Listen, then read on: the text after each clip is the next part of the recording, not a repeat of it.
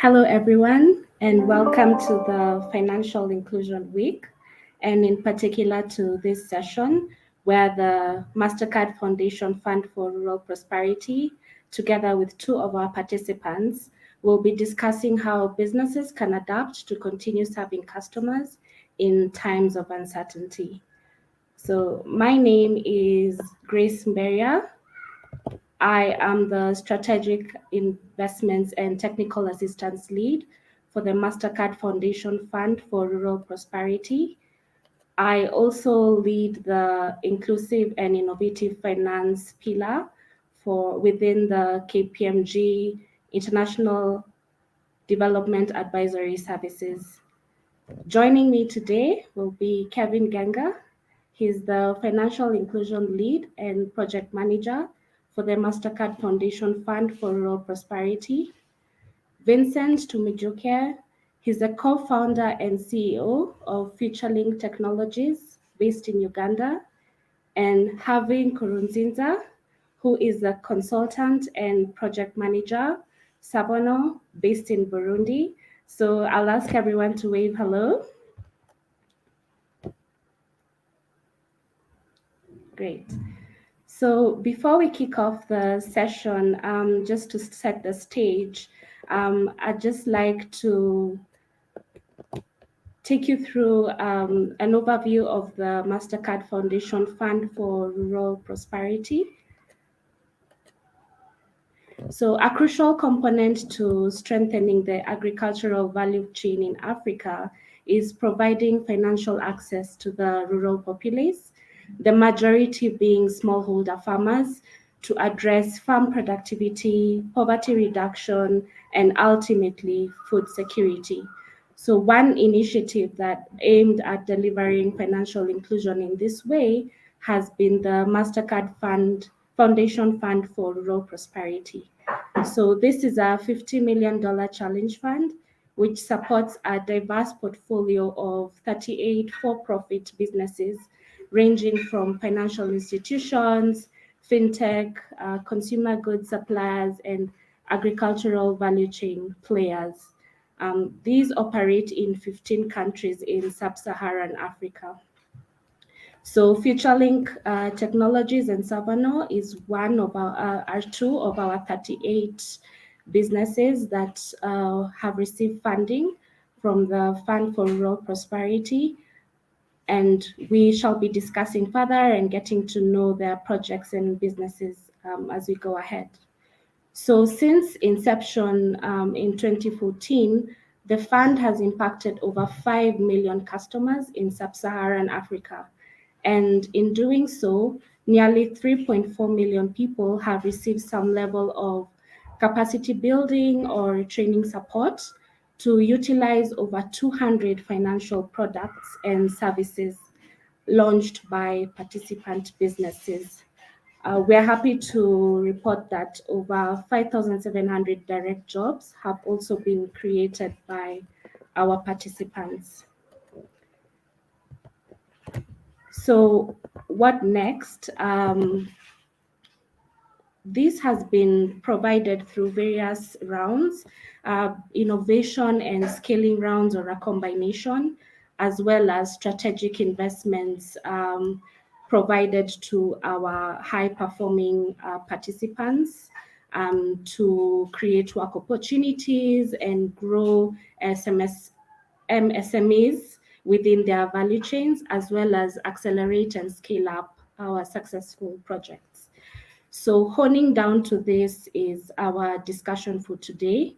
Come 2020, the COVID-19 crisis impacted the world. And one of the things that the fund did to help its participants and beneficiaries withstand and recover from the crisis is providing our existing participants with the opportunity to access top-up funds. And the main aim of this was to adapt business operations to overcome accessibility challenges, to continue to serve rural communities, as well as provide bridging finance to affected communities, particularly women and smallholder farmers, as well as support income retention for affected workers.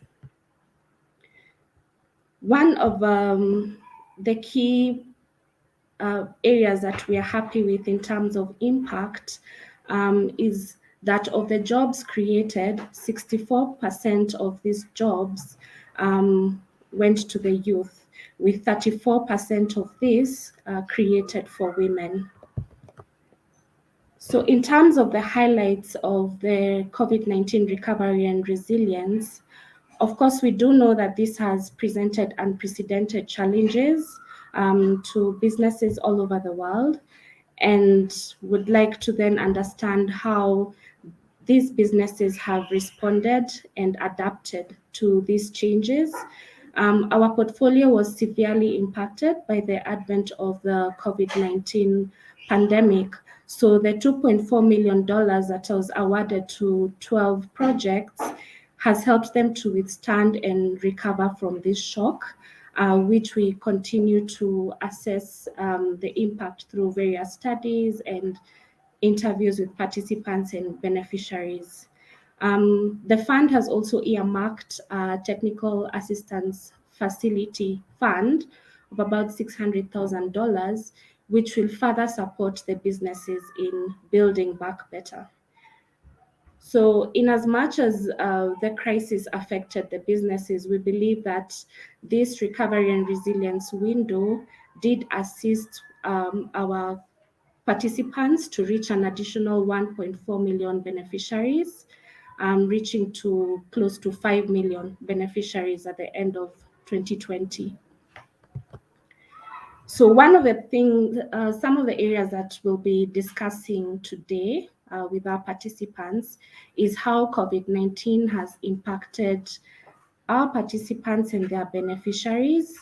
From the various impact studies and interviews that we've had, we do know that there have been logistical constraints to reaching customers, portfolio at risk in terms of recovery of finances that have been lent, reduced demand, which then results to poor financial performance. Our participants have adapted to the crisis in various ways, digitalization, adapting product offering, and increasing remote communication. They have also worked to ensure that they retain jobs through business continuity and changes in employment terms, for instance, and this has actually led to job creation in one way or another. We'll also highlight how these fund-supported products are expected to contribute to resilience through boosting beneficiary capital. So for instance, financial through cash advances, physical through offering farm equipment over long-term financing products, and also financial literacy and capacity building. So without further ado, I will invite my colleague Kevin to introduce our participants and their businesses before we delve into the discussions. Welcome, Kevin.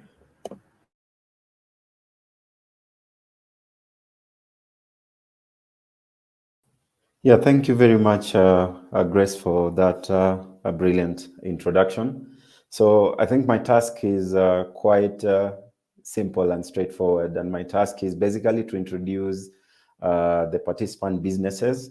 So Savano, I'll start off with Savano. So Savano is an agribusiness based in Burundi.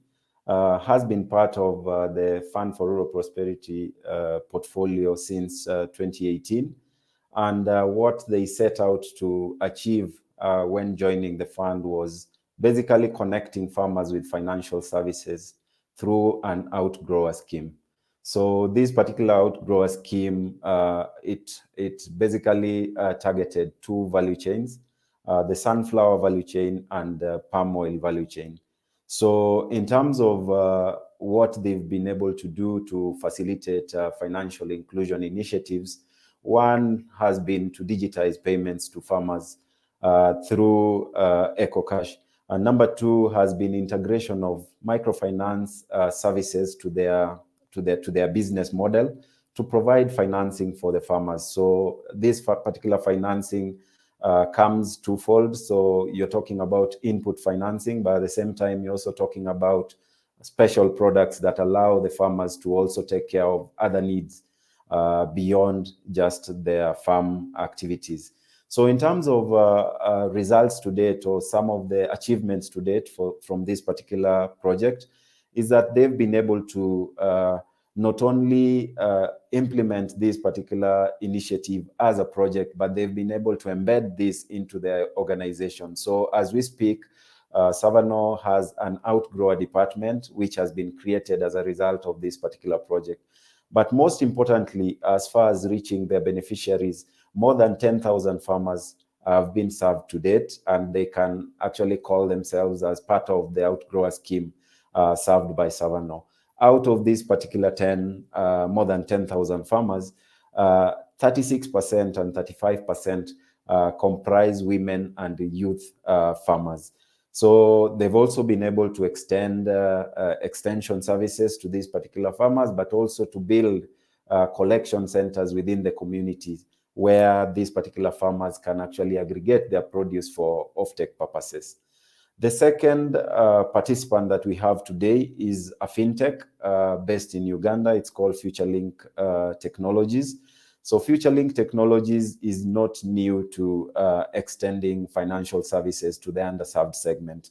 But then coming into the Fund for Rural Prosperity program, FutureLink basically set out to scale up a solution that they had already developed and had piloted within the network that they work with. So they set out to leverage the outreach of SACCOs, basically trying to minimize the cost while accelerating the adoption and usage of digital financial services and channels within the rural and farmer communities.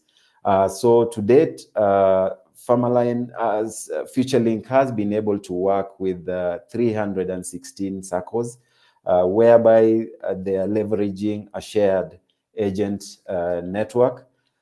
They've also been able to build up product subscribers in excess of 1.2 million product subscribers. But then of even greater importance is the unique subscribers, product subscribers that they've been able to onboard through this particular SACCO network.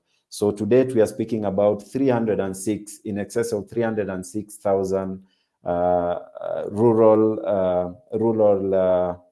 population that is able to complete or transact using services that have been extended to them via this particular intervention.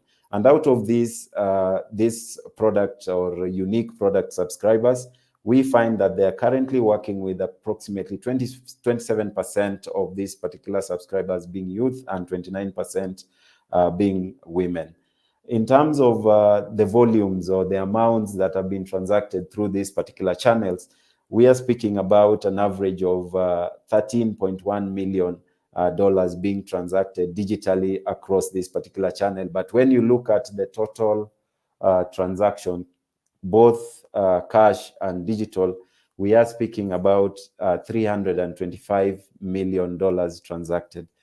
In terms of creating opportunities or creating jobs for people through this particular intervention, a total of 214 jobs have been created to date.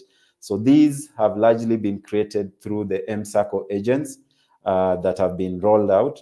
But at the same time, during the COVID period, they were able to implement a call center intervention where a number of young people have also been onboarded to extend customer service and also to cross-sell the products that are being offered via this particular channel. So at this juncture, I'll pass you back to Grace to lead us in the specific discussion that we're going to have with our panelists today. So back to you, Grace. Thank you.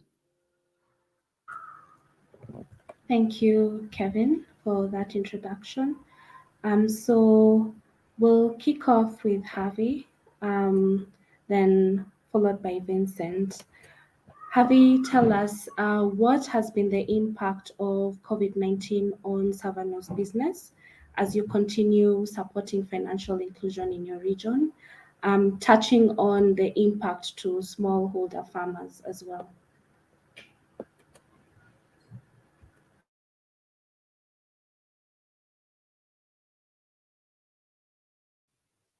Kindly unmute yourself, Harvey.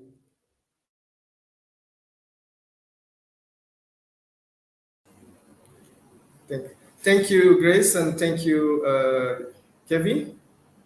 The impact of COVID-19 on Savannah business and on farmers we are assisting has been manifold.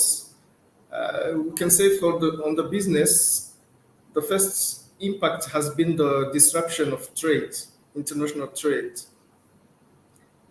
due to what was happening in transport, maritime transport.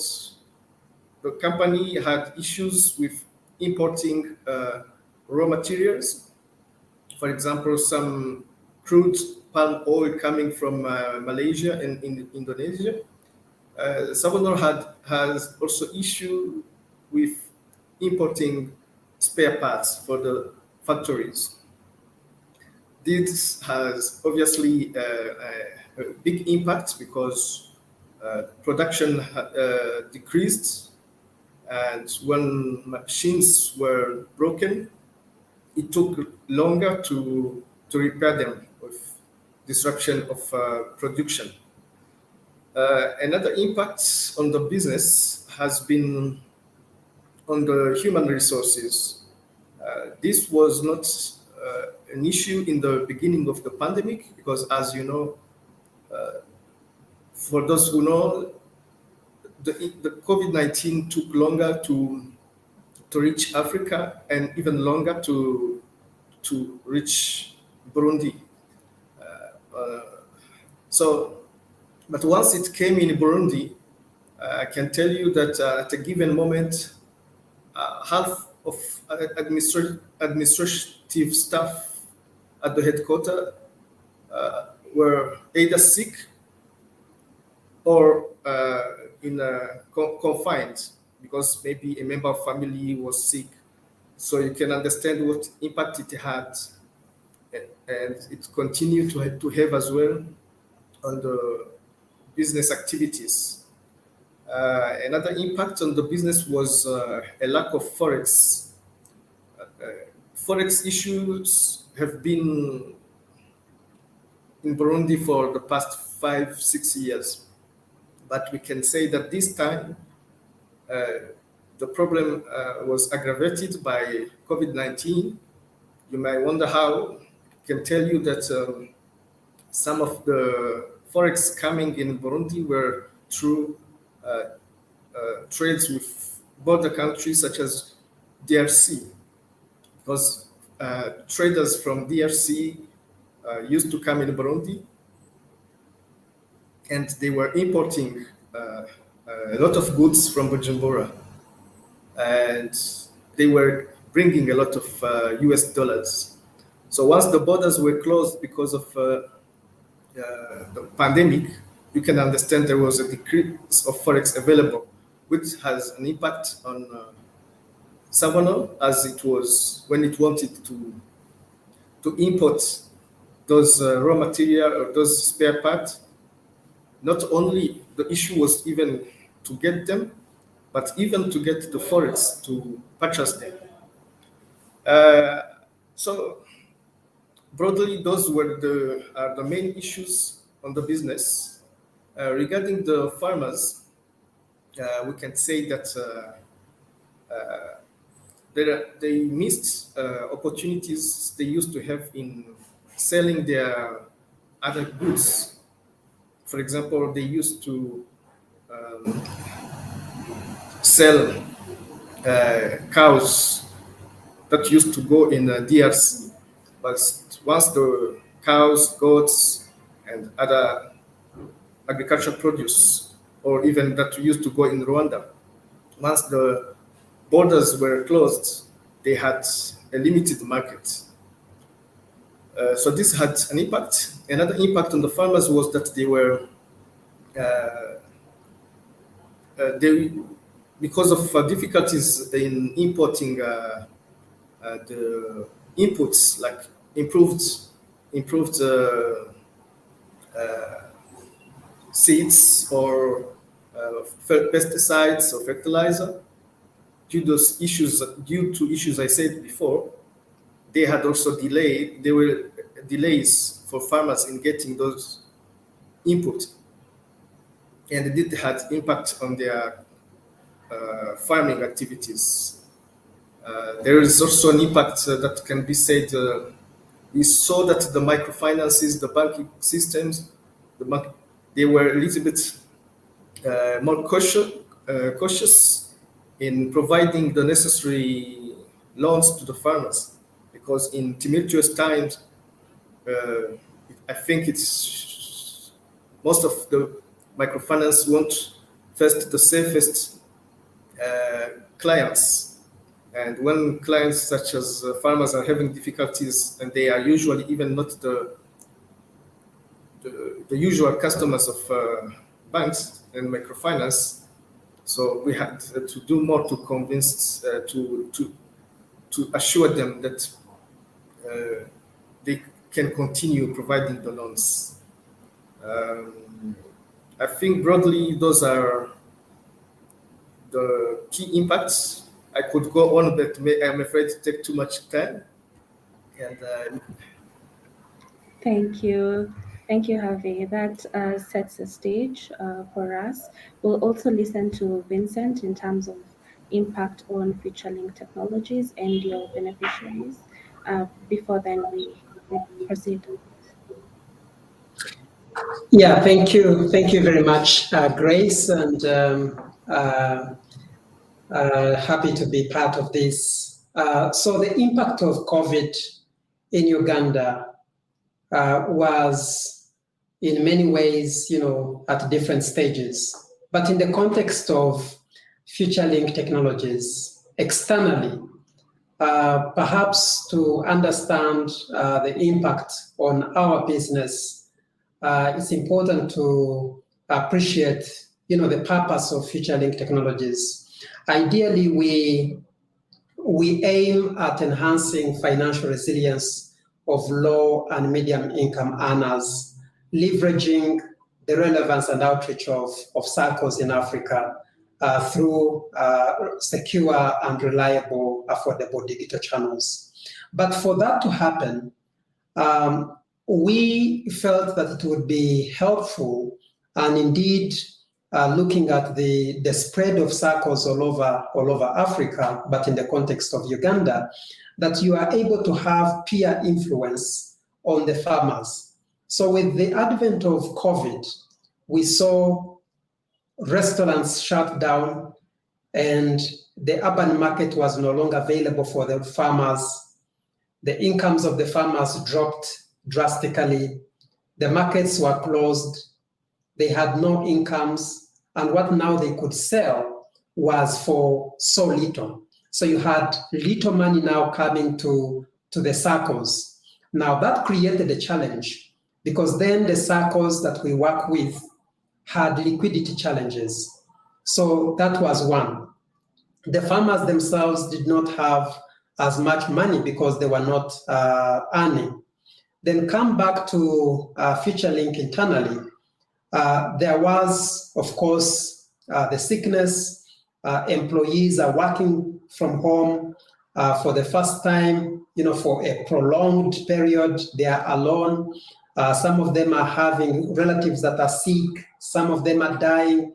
So there was really a big challenge to sustain the emotional health of the employees. So even though you provided everything that was necessary, it was important for you to actually follow up and see that their emotional state is still in good shape, so that they are able to contribute to the purpose of the company. So we saw really at different levels disruption, but with the support that we have received, we were able to deploy very relevant interventions.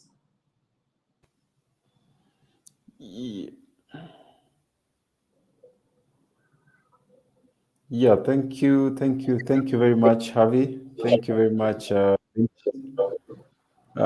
for painting the picture pre-COVID, during the COVID period, and the kind of impacts that the different people at people level, at institutional level, and even at country level, what a majority of the persons faced. But then now I want to switch this conversation and take us to the next level, where we talk about recovery, we talk about trying to build resilient models. So how did you go about maybe responding to some of these challenges that you were facing at the time? And what are some of the adaptations as a business, and even as a business that you kind of instituted to ensure that, one, you remained afloat operating, but then at the second level, that you are still able to serve the beneficiaries that you work with closely? So maybe paint a picture in terms of what were the response kind of mechanisms and the kind of adaptations that you instituted. We could start with you, Vincent, and then Harvey can come in. Thank you. Thank you very much, Kevin. And that's a very good question. I think that what COVID has taught us is the need of clarity on purpose for business, because that was the only convergence point to rally, first of all, internally, the employees, the staff, to say, look, we are here for something greater.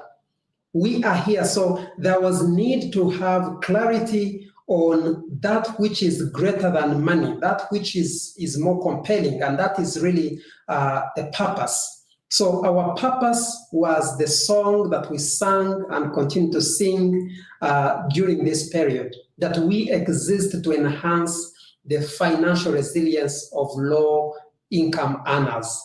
Why? Because it is important. Why? Because it is honorable. Why? Because it's gratifying to see a life changed, most especially during such a disrupted time. So that song came out, with the weekly meetings, meeting staff on weekly. That is a message that was coming out. The other part was to rally the entire ecosystem around the same purpose. So these circles are in the business of financial services, but really, what is financial services? If our people are not enhancing, if we are not enhancing their financial resilience. So we have been able to craft out a message to our partner circles through webinars and with articulate messaging going out to the partner circles, that look, we are working together. And with that, we rolled out a call center, a toll-free call center, having galvanized the support of all the internal stakeholders. We rolled out a call center where we then began to pass on personalized digital financial literacy for the end consumer.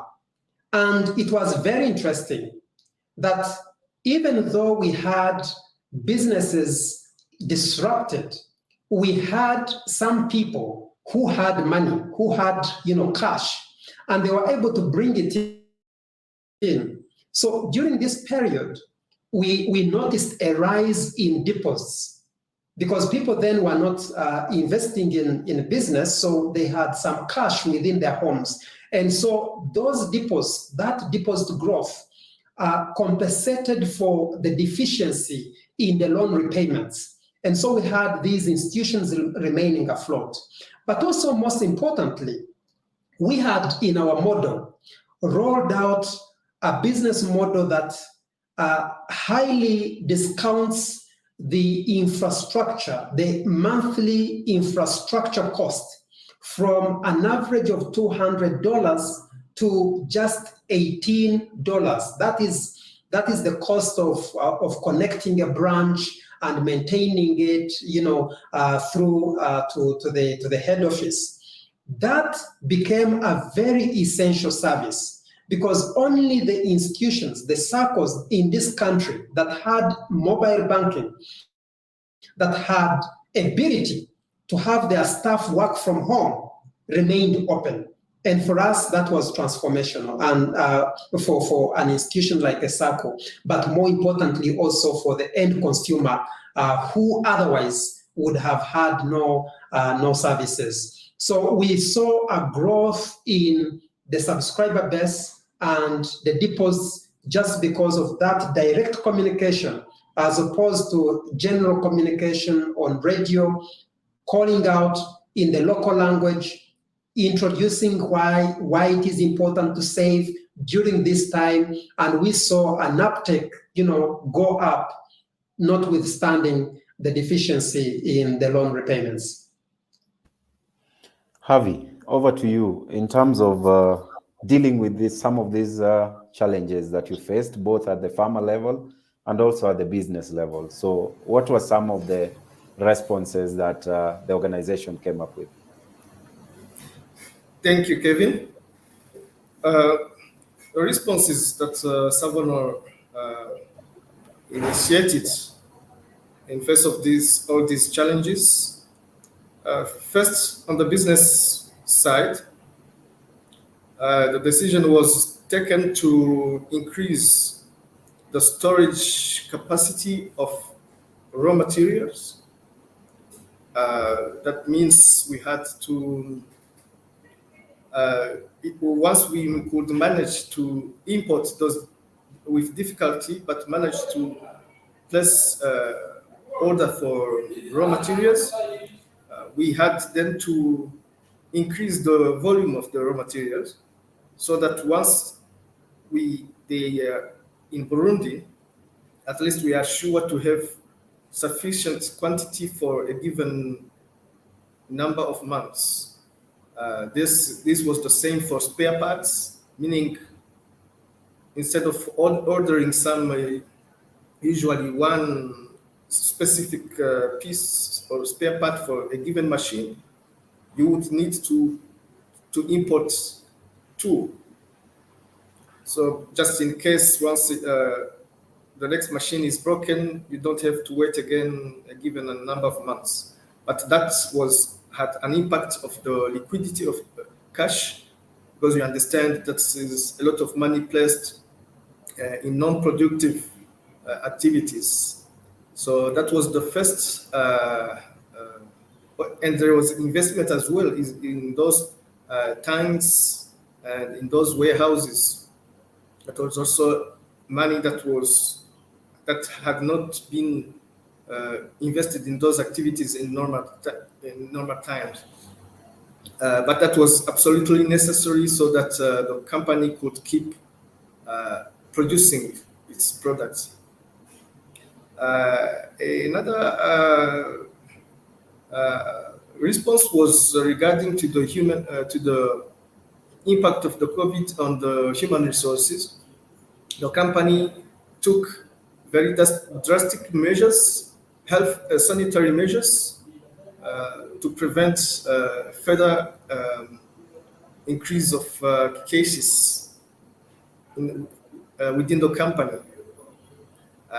I think the Savannah was among the first and the very strict companies or organizations in Burundi that took a very tough measure to prevent contaminations. That means obligatory use of wearing of masks everywhere and use of soaps on a much more regular rate. So those were the key response regarding the business side. But also we can say that there were planned restructuring before the pandemic but after consideration, it was decided that it was not the right time to make such a drastic internal change in such tumultuous time. So those plans were postponed.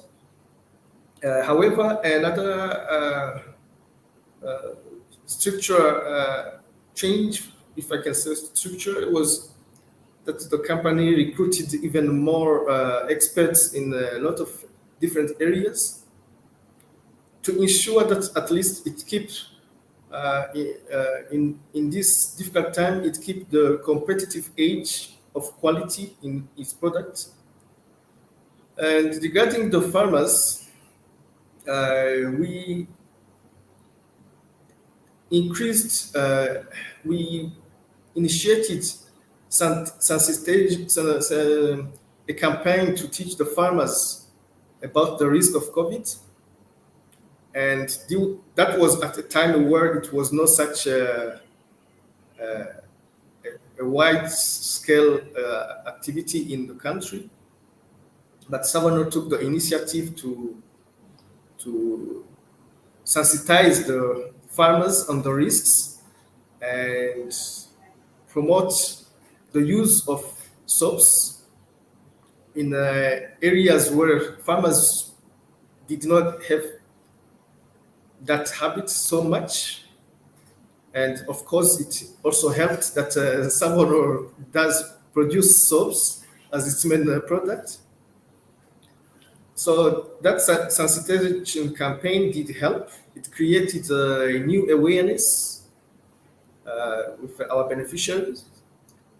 And it's another initiative was around assisting farmers in the diversification of their crops, different crops.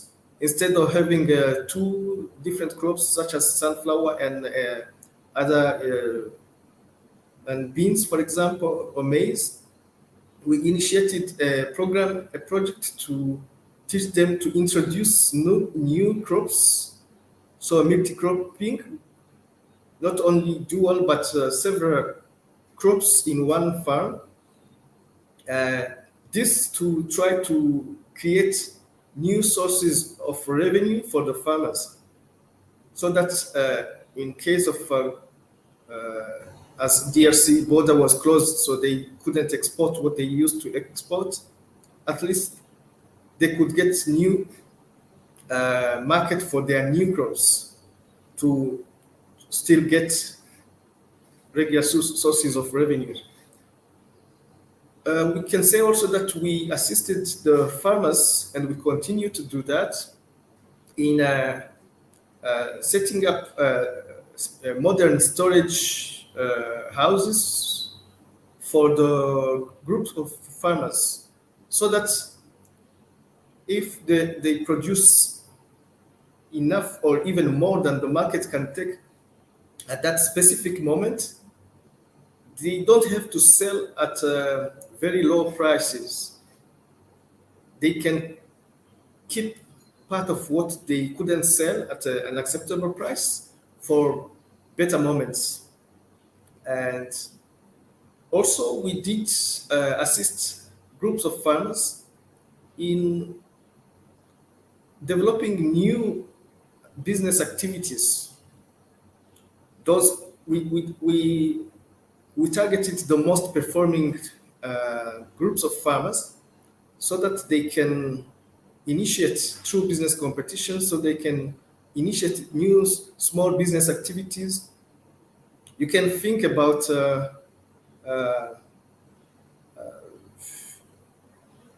such as the production of masks, which is new activities that didn't exist before. So, but we had to structure them. We have to structure them so that they can think about producing new items that are relevant at that moment. Also including a new animal husbandry that is more adapted to the current situation. Also, we did, finally, we did work harder with microfinances to assure them that they could still provide the necessary loans to the farmers despite the difficult situation. Those are broadly the key responses we brought at this time. Thank you, Harvey, and thank you, Vincent. That sounds very exciting. We are picking up themes on innovation, on planning ahead, and also on needing to have clarity of purpose during these uncertain times. So these are really good themes that we're picking up on. So just moving on to the next question, which then builds from that, is what new business and partnership opportunities have surfaced particularly for financial inclusion as a result of the pandemic and these uncertain times. So we could start with Vincent, and then Harvey can take over. Yeah, thank you. Thank you very much, Grace. I think that in a way, COVID has come, yes, with some challenges, but with opportunities as well. Just think about how much it would take to convince a rural farmer, some of the rural farmers, to adopt digital financial services. I remember when we started out in some region, some farmers just refused to sign. According to them, by just giving you their phone number, registering a phone number was a way to steal their money. And they remained like that until COVID came. Now we are talking about the major steps that have been undertaken by our partner circles, requiring that everyone who takes a loan should subscribe to a digital channel so that in case there is another lockdown, they should be able to pay. That is really a major step towards connecting the rural economy to the entire financial system. It could never have been achieved any other way. But related to that, there has been need both from our B2B customers, these are the circles, but also from the B2C customers, as they are looking out for a better way to manage efficiently, manage credit management. And that brings us to alternative credit scoring. So we, during the last month of October, through our communication, communicating our purpose to the end consumer, to the B2B who are the circles, we've come to that point that because the customers we serve lack credit profiles, they have for a long time remained risky. And we have come to that stage where everyone agrees that there is urgent need to converge and have data together in order to credit these otherwise unknown borrowers. So last month, we rolled out a subscription for the B2C, and we now have a subscription for alternative credit scoring. And as I speak, we have over 10,000 subscribers for alternative credit scoring. That is something that could never have been imagined. That now the B2B are saying, looking at the credit risk that we have, we need more information from you if you're going to borrow from us. But the B2C customer, the end consumer, the farmer, also realizes that if they have their credit profile growing, they are able to actually access credit digitally, efficiently, without the back and forth that they are usually taken through. So credit scoring and convergence of data and sharing this data is something that is very, very welcome.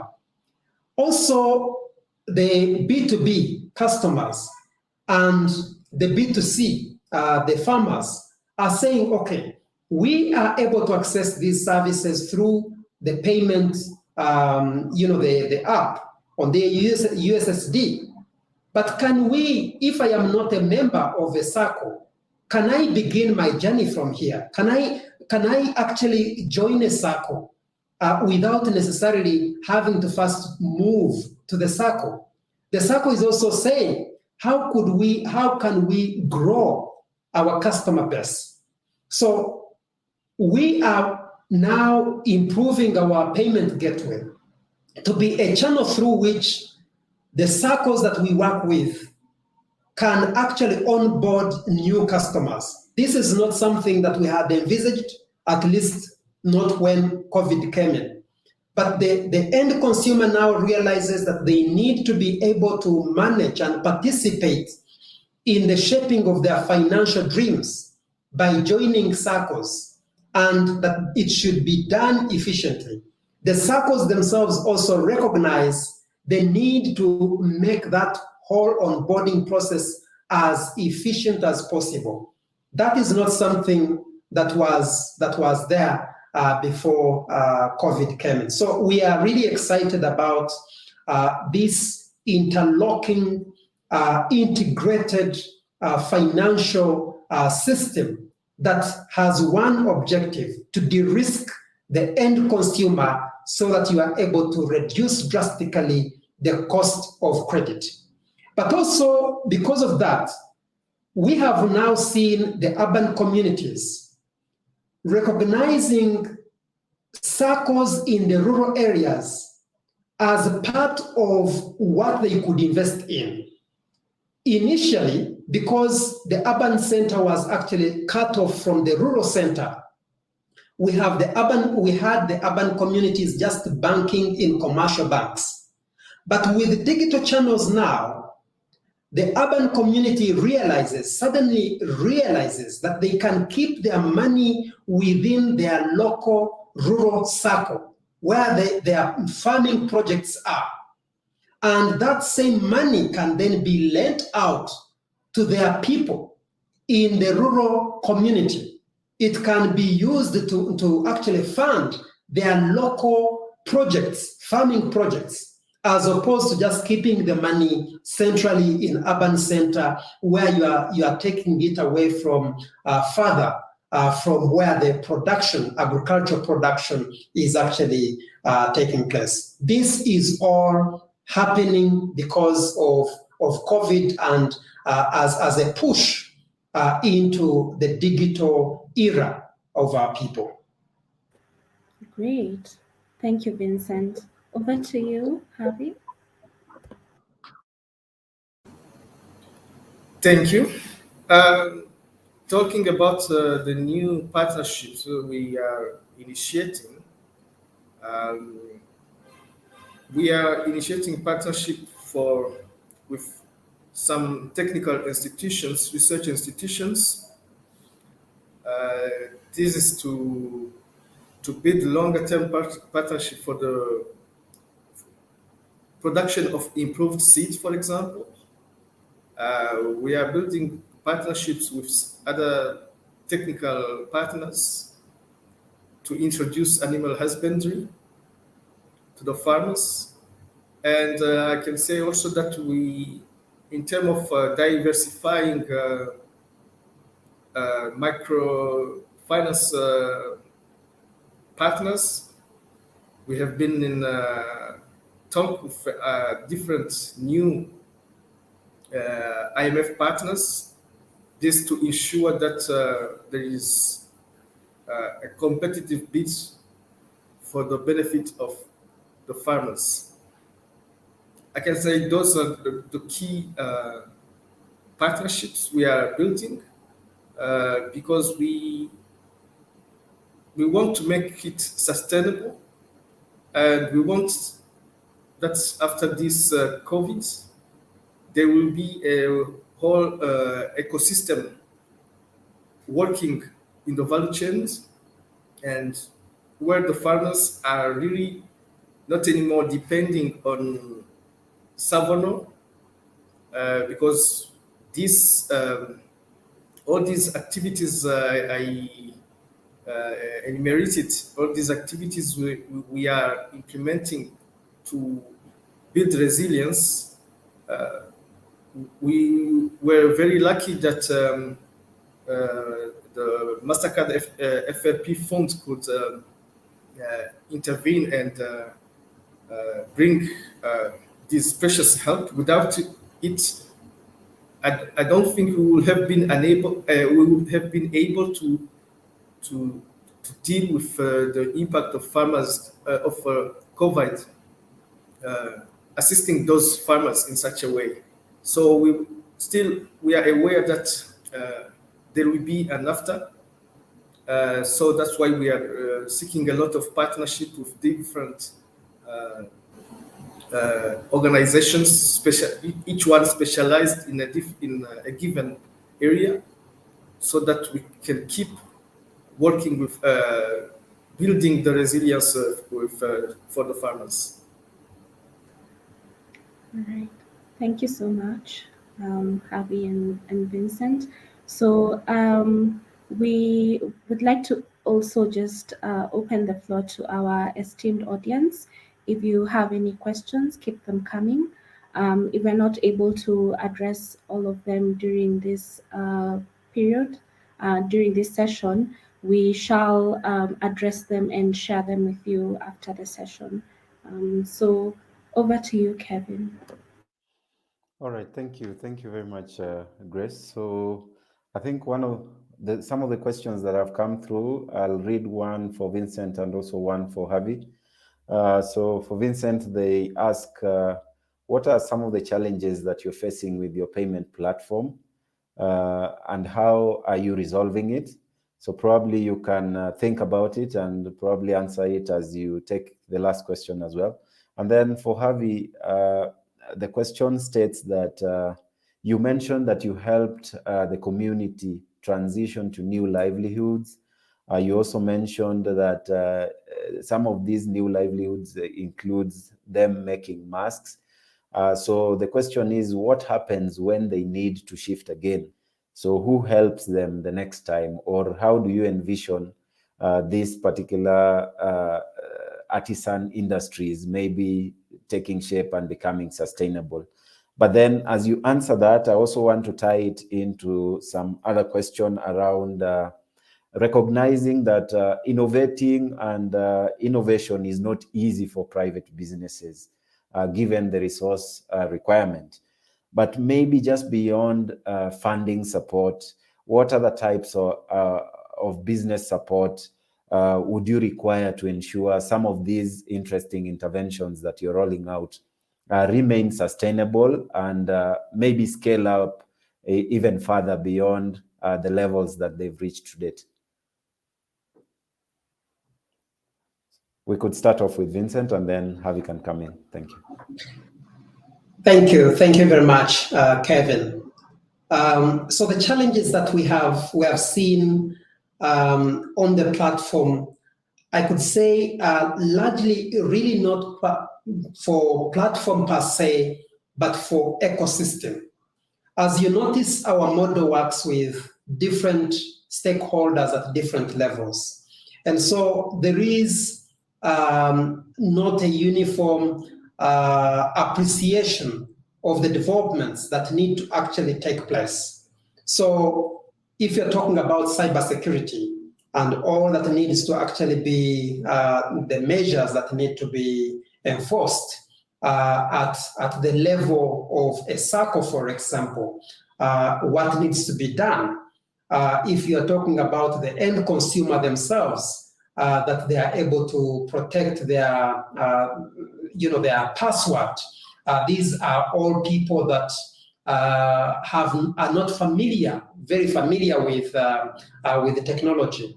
So in order to address this, we are conducting quarterly webinars, first for for the B2B to see that we have developed policies which we require them to actually comply with.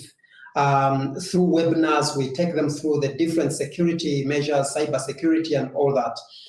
Then for the end consumer, that is now the digital financial literacy that we roll out, that we reach directly through our call center.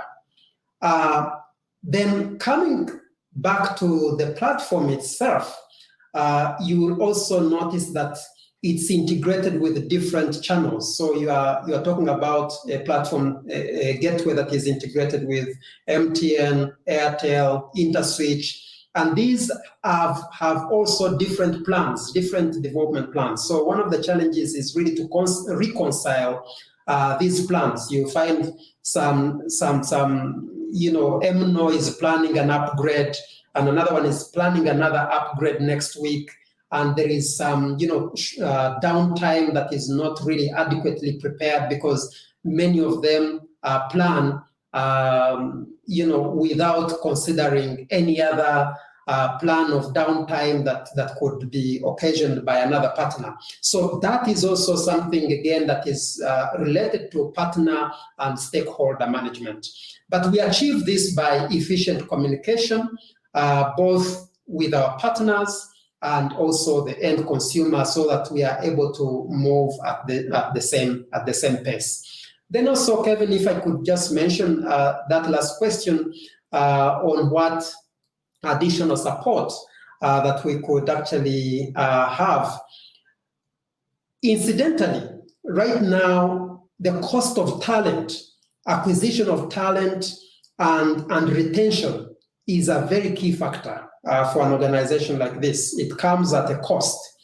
So one of the things that we are considering, we are actually looking out, you just said other than resources, but it comes back to resources. We are actually looking out for equity investment to enable us to actually get the appropriate talent and grow that same talent so that we are able to scale and replicate this actually also in Zambia, where we have operations. Thank you.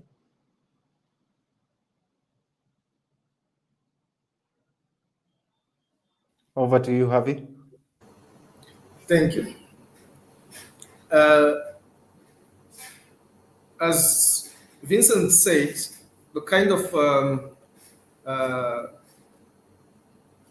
partnership, the kind of assistance we would need, I could say there are some technical assistance, like in integration between the microfinances, the mobile technologies, like technical assistance in improving the seeds, to get better seeds for the farmers. Because ultimately for the farmers, it always starts with the seeds. Without the better seeds, there is no improved yields, and without improved yields, there is a diminished payment of the loans to the microfinances. But again, as he said, Vincent, it ultimately comes back to resources, because with resources, financial means, we can be able to get all those experts we need to improve where it is needed. But financial means are also very important if we want to scale up, because scaling up is very important if we want to lower the production cost for the farmers, and if we want to have sufficient quantity so that the end products are cheaper, but still the harvest of the farmers they are able to sell at acceptable prices. So I think what we need at this moment is really scaling up, reaching even more farmers, so that we can build a true value chain, a new value chain that is dense to be to have the kind of impact we see we are starting to produce. So maybe if I can respond to the question about what will happen if after the COVID and we dare keep producing masks. No, the key assistance we think we are trying to provide is helping them develop sewing activity, for example. So that means once they have received the training, once they are able to sew, once they are able to sell, then after they can produce other garments like clothes for the children. There is a lot they can do even after. But the key is those skills they will have acquired. Thank you.